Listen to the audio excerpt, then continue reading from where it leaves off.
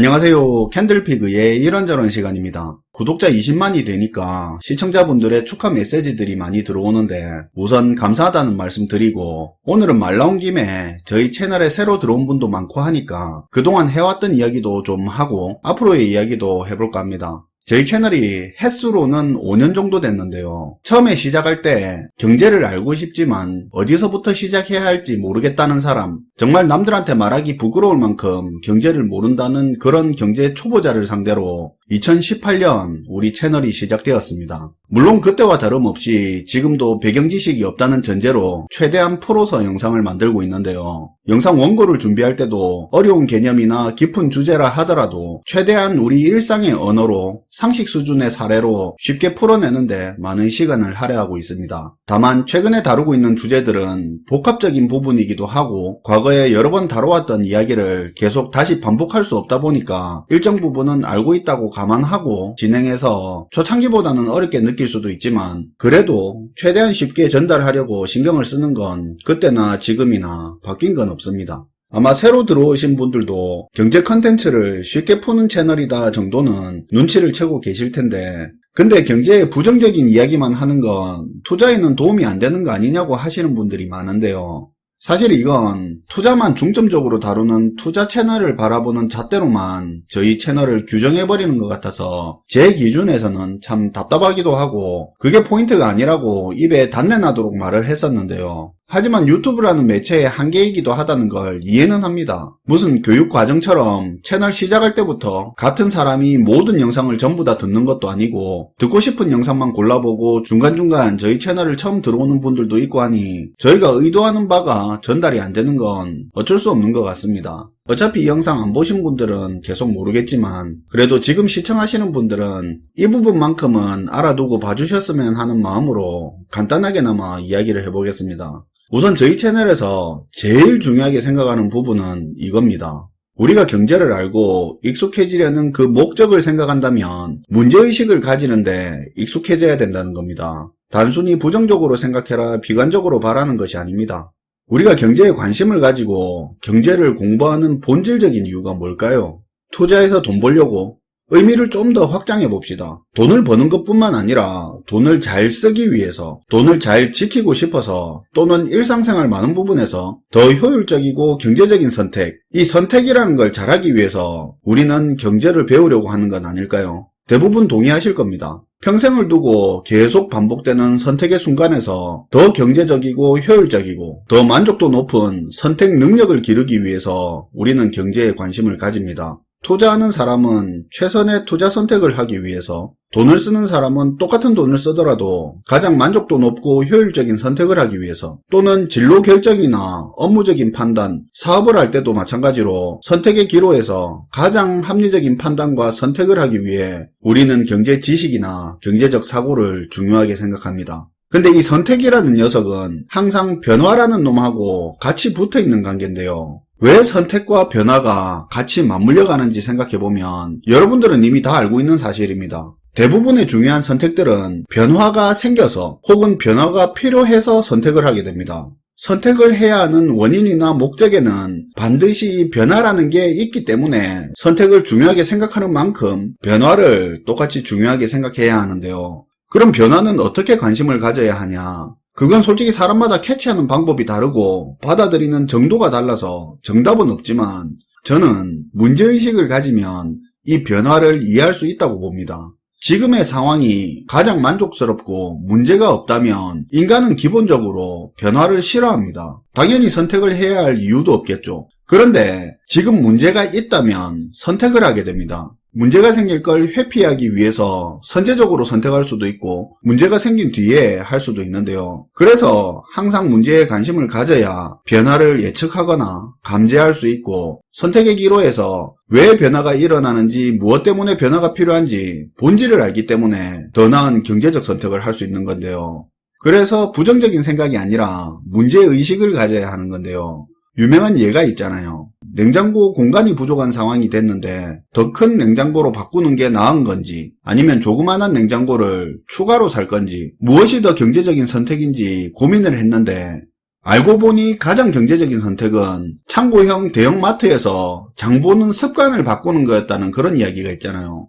냉장고 공간이 부족해졌다는 변화 결과보다 이 변화가 왜 일어났는지 문제의식을 가지고 보니까 대형 창고형 마트에서 싸다고 필요 이상의 대용량 제품을 구매하는 습관이 있었고 그 때문에 냉장고 공간이 부족해졌다는 그런 유명한 이야기가 있잖아요. 실은 애초에 필요 이상의 대용량 제품을 구매하는 부분에 대한 그런 문제의식이 있었다면 더 많은 부정적인 변화를 예측, 감지할 수 있었을 겁니다. 냉장고 공간 부족은 물론이고 다 못 먹어서 냉장고에 짱 박아두다 상해버려서 주기적으로 버리는 일이 늘어나고 생활비는 생활비대로 늘어나는 것 등 이렇게 문제의식에 관심을 가지면서 더 다양한 변화를 예측하고 빨리 감지할 수 있었고 선택 또한 가장 경제적인 선택을 했을 겁니다. 하지만 이 문제의식을 가진다는 게 타인이 볼 때는 부정적인 사고를 하고 혹은 문제 생길 것만 지레 걱정하는 것처럼 비칠 때가 있는데요. 그게 아니라는 거죠. 변화를 감지하는 그 센서의 감도를 더 예민하게 만드는 겁니다. 저희가 다른 의도를 가지고 부정적인 이야기를 하는 것도 아니고 조심해서 나쁠 거 없다고 그런 의도로 영상을 만드는 것도 아닙니다. 앞으로 벌어질 변화에 대해서 더 빨리 예측하고 감지하자는 취지로 문제의식에 기반해서 정보를 공유한다는 거 알아주셨으면 합니다. 그리고 지금 저희가 문제의식에 기반해서 말하는 문제들이 앞으로 정치 지형, 외교, 경제, 사회 부분에 많은 변화를 가져올 중요한 부분이고 지금까지 이야기해왔고 앞으로도 계속 주제로 삼을 부분입니다. 그리고 투자에 관한 부분인데요. 이 채널만 보면 절대 투자 못하겠다 이런 말 많이 듣습니다. 아마 이 부분은 저의 투자 철학이라고 하면 좀 거창하고 투자에 대한 원칙 같은 게 컨텐츠에 반영되다 보니까 그렇게 느낄 수도 있을 것 같은데요. 저는 기본적으로 투자로 일확천금을 번다, 인생 역전을 한다 이런 생각은 아예 안 합니다. 얻어 걸리는 행운이 있다면 모를까 기본적으로 부는 지키면서 쌓아가는 거라고 생각하는데요. 시간이 지나면서 부는 꾸준히 늘어야 하고 시간이 지날수록 그 부를 지키고 유지하는 능력도 같이 커져야 한다는 그런 원칙 같은 게 있습니다. 그건 투자에서도 마찬가지인데요.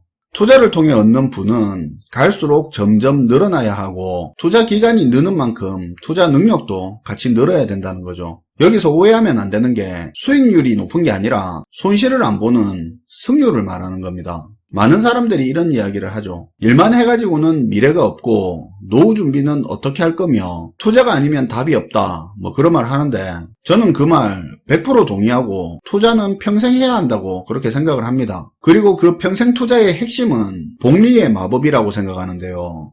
미래를 준비한다는 목적으로 그 이유로 투자를 하는 거라면 그 돈이 필요한 시기는 지금이 아니라 미래라는 거죠. 평생 투자가 꾸준히만 되고 복리의 효과를 잘 본다면 근로소득, 사업소득이 급격하게 줄어들고 은퇴할 시점이 다가오는 50대 혹은 60대 이후부터 투자하던 이 복리의 효과가 극대화되는 단계로 접어들어야 한다는 겁니다. 복리의 마법이 극대화되기 위해서는 사고 팔고를 평생 동안 반복하는 과정에서 손실보는 횟수가 최소화되어야 이게 가능합니다. 이런 생각을 가지고 투자에 임하다 보니까 투자는 반드시 해야 한다고 보지만 저의 제1의 원칙은 잃지 않아야 된다는 겁니다. 수익을 잘 내는 건 두 번째 문제고요. 그러다 보니까 투자 의욕을 팍팍 살아나게 하는 그런 느낌의 컨텐츠가 잘 나오기 힘들죠. 꼭 다 그런 건 아니겠지만 평생 투자가 망가지는 이유가 잘 하다가 꼭 한번 크게 잃는 것 때문에 망가집니다. 그게 보통 보면 박스권도 아니고 하락장도 아니고 대세 상승장, 거품장에서 그런데요. 우리가 역사적으로 있었던 IT 버블이나 2007년 버블 때를 보면 엄청 올랐는데도 사람들은 그때를 많이 벌었던 때로 기억하는 게 아니라 많이 잃었던 때로 기억하잖아요. 잠시는 벌었겠죠. 하지만 그 번 돈이 지금 자기 자산으로 있어야 벌었다고 할 수 있는 거지 잠시 자기 주머니에 들어갔다 나온 거 가지고 벌었다고 하지는 않지 않습니까?